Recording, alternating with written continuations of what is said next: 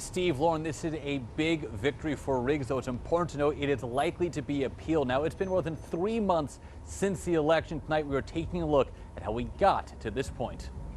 Riggs' lead comes following 2 recounts on the State Board of Elections denying Griffin's election protests, with this specific case challenging whether more than 65,000 ballots should be counted.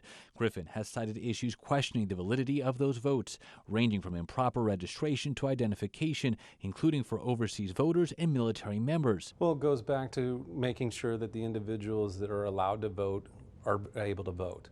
And if there are individuals that should not be on the voter rolls or not able to participate in our elections, that dilutes the votes of those that should. Audrey Migg's ballot is being contested. She says the Durham County Board of Elections told her she'd done everything right on her registration and was most likely a database system issue. It's frankly ridiculous. And it's scary because it does set a precedent for future elections where candidates, if they are not happy with the results, can just go to the courts that side with them and throw out eligible voters. The 65,000 plus voters also voted in other races, leading to the question of what could happen in those elections if these challenge ballots are ultimately deemed to be invalid upon appeal.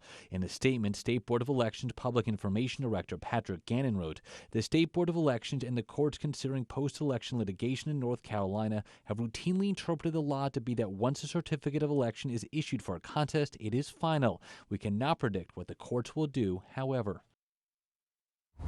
And these statements just coming into our newsroom in the past few minutes. This from NCDP Chair Anderson Clayton. She writes, Justice Allison Riggs won her election. It was confirmed by one recount and then another. Today, the Wake County Superior Court reaffirmed that her victory should stand. Jefferson Griffin, how many people need to tell you that you have lost? Let this be the final nail in the coffin of your campaign. Concede today. The Republicans also releasing a statement. They write, we are confident this decision will be appealed. We will continue to support Judge Griffin in his pursuit of election integrity. Steve, Lauren, as we mentioned, this likely will not be the last court proceeding. It will likely be drawn out even further. Today, though, a victory for Riggs and her team. In downtown Raleigh, I'm Michael Perchik, ABC 11 Eyewitness News.